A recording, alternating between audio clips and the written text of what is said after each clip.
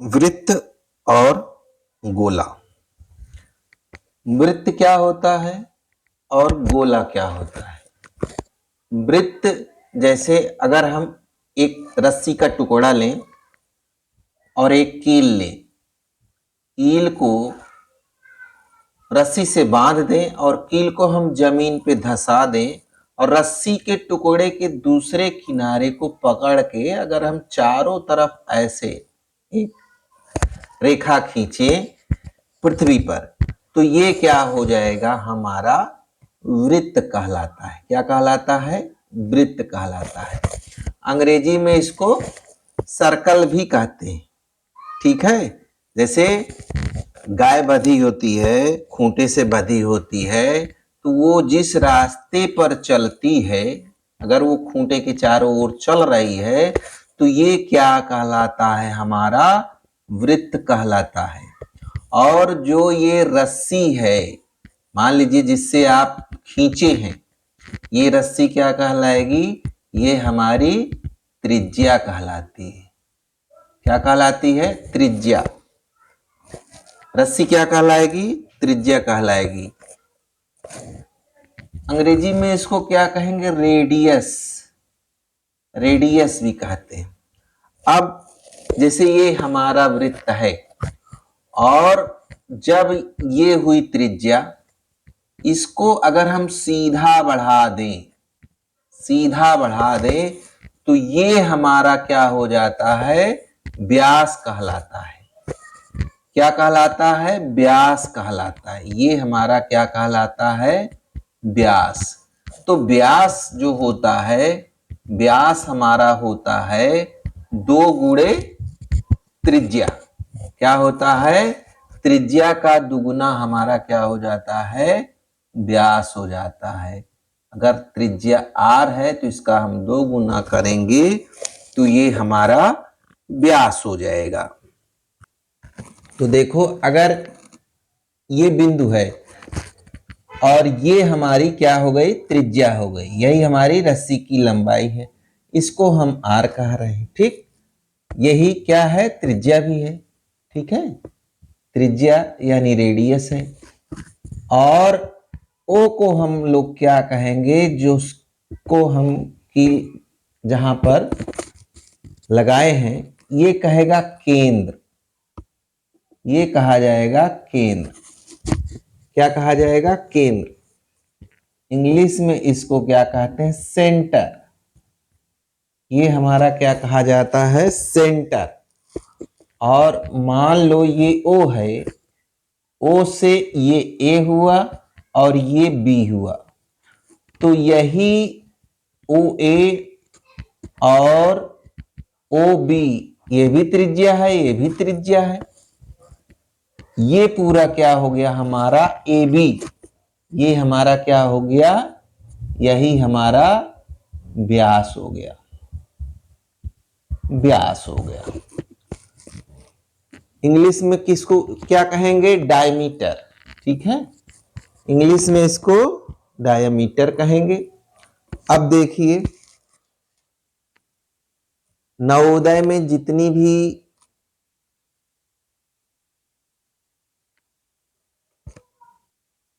प्रश्न पूछे जाते हैं वो परिधि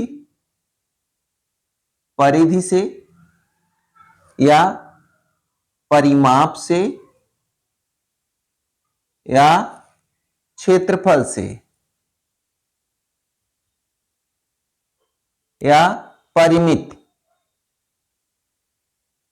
तो एक चीज ये जानिए कि जो परिधि होता है, जैसे हम आयत वर्ग में परिमाप पढ़े हैं, वही परिधि होती है।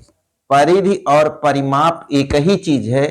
परिमाप हम वर्ग में, आयत में कहते हैं और परिधि जो है वृत्त में कहते हैं। तो ये जैसे यहां से अगर हम यहां तक चल रहे हैं, तो ये जो दूरी है ये क्या कहलाती है? यही हमारी परिधि है। और परिधि और परिमाप सेम होता है और यही हमारा क्या कहलाता है? परिमित भी कहलाता है। यही हमारा क्या कहलाता है, परिमिति भी कहलाता है। लेकिन जो क्षेत्रफल होता है, मान लीजिए ये जो बीच का एरिया है, ये जो बीच का भाग है, ये पूरा, ये क्या कहलाएगा, ये वृत्त का क्षेत्रफल कहलाएगा। ये सब क्या कहलाएगा, ये पूरा, ये आपका क्षेत्रफल कहलाएगा। ठीक है, तो वृत्त हमारा, वृत्त को हम कागज पर बना भी सकते हैं, लेकिन अब देखिए गोले को हम कागज पर नहीं बना सकते। वृत्त को तो इस पे बना दिया, लेकिन गोले को हम कागज पर नहीं बना सकते। ठीक है, गोला तुम्हारा जैसे फुटबॉल होता है, वो गोला होता है, फुटबॉल गोला होता है, और वृत्त देखने में ये गोला जैसा लग रहा है, लेकिन गोले को हम कागज पे नहीं बना सकते, क्योंकि गोला देखो आसमान में रहता है ना, इस तरह से है। तो वृत्त का हम लोग जब क्षेत्रफल देखेंगे तो क्षेत्रफल होता है पाई आर स्क्वायर। यहां पाई क्या होता है, एक नियतांक होता है जिसका मान कितना होता है, 22/7। पाई का मान जो होता है ये होता है 22/7। तो वृत्त का क्षेत्रफल का जो सूत्र होता है वो होता है पाई आर स्क्वायर। अब परिमित या परिधि, इसका क्षेत्रफल क्या होगा वृत्त का, तो ये हो जाता है हमारा, क्या हो जाता है, 2πr की, यानी पाई का मान यहां क्या हो जाएगा, पाई का मान हमारा हो जाएगा 22/7। तो ये हमारा पाई का मान हो गया। वृत्त की परिधि या परिमित ये हमारा हो गया 2πr, अर्थात r का क्या है, यहां पर r हमारी त्रिज्या है। r क्या है, r जो है त्रिज्या है। देखिए इसमें वृत्त में क्षेत्रफल होता है, लेकिन गोले में क्या होता है, गोले में आयतन होता है। क्या होता है, आयतन होता है। क्यों, क्योंकि इसमें देखिए, इसमें जैसे ये लंबाई चौड़ाई ये केवल दो भुजाओं में ही होती है, यानी एक समतल में होती है, इसलिए इसमें क्षेत्रफल होता है। जबकि गोले में क्या होता है, आयतन होता है। क्यों, क्योंकि ये समतल से ऊपर भी रहता है, यानी इसमें ऊंचाई भी होती है। तो गोले में हमेशा आयतन होगा और वृत्त में क्षेत्रफल होगा। ये क्या है, परिधि या परिमिति है। ठीक है, और r त्रिज्या है, पाई का मान 22/7 होता है। जब हम वृत्त को आधा कर देते हैं तो ये क्या कहलाता है, ये अर्धवृत्त कहलाता है। क्या कहलाता है, अर्धवृत्त, अर्धवृत्त। और इसका जो क्षेत्रफल होगा, जो वृत्त का क्षेत्रफल हमारा क्या था, वृत्त का क्षेत्रफल था पाई आर स्क्वायर, अर्धवृत्त का क्षेत्रफल इसी का आधा हो जाएगा। अर्धवृत्त का क्षेत्रफल पाई आर स्क्वायर बटा 2 हो जाएगा, यानी इसका क्षेत्रफल 1/2 गुणे पाई आर स्क्वायर। अब देखिए इसका परिमित या इसका क्या हो जाएगा, परिमित, परिमित हमारा अर्धवृत्त की परिधि और इस भुजा का योग हो जाएगा।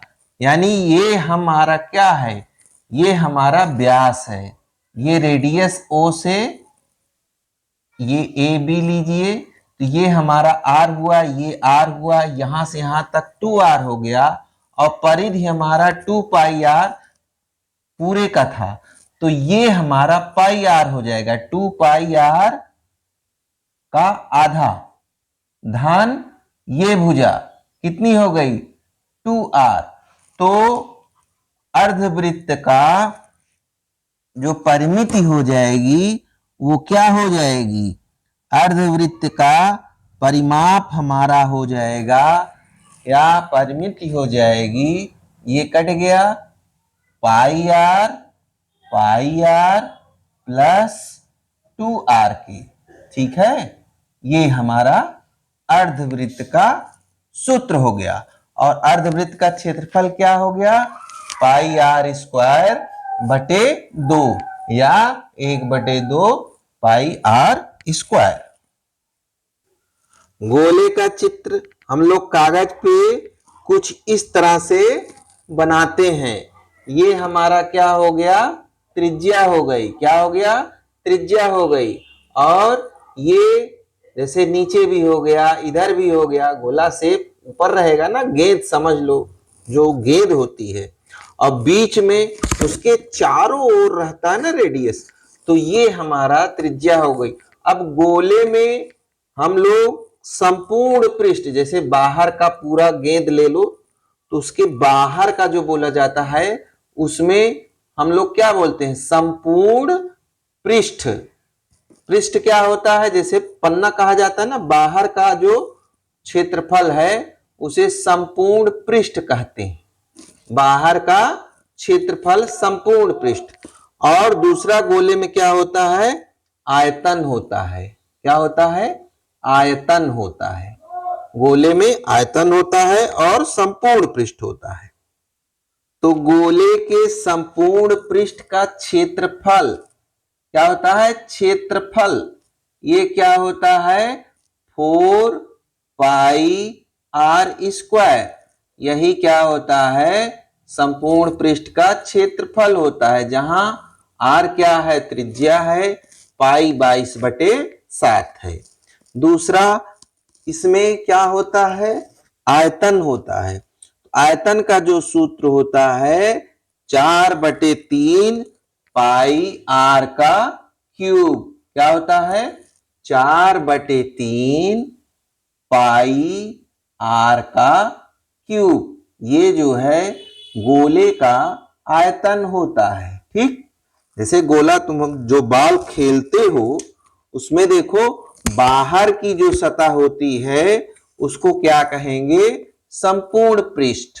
और जैसे रबड़ की बॉल होती है, एक भरतू होती है, एक खोखली भी होती है, तो जो बाहर वाला कवर है वो संपूर्ण पृष्ठ का क्षेत्रफल, हम उसको कहेंगे संपूर्ण पृष्ठ, और उसका क्षेत्रफल हम निकालते हैं तो 4 पाई आर स्क्वायर।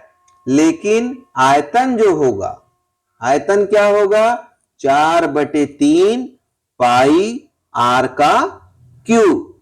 4/3 पाई आर का क्यूब। तो ये हमको याद कर लेना है। ठीक, तो ये किसका है, गोले का। ठीक, गोले का सूत्र। और इसे इंग्लिश में क्या कहेंगे, स्फेयर। तो ये हमारा रेडियस हो गया, यानी त्रिज्या हो गई, और संपूर्ण पृष्ठ का क्षेत्रफल 4 पाई आर स्क्वायर, आयतन 4/3 पाई आर का क्यूब हो गया।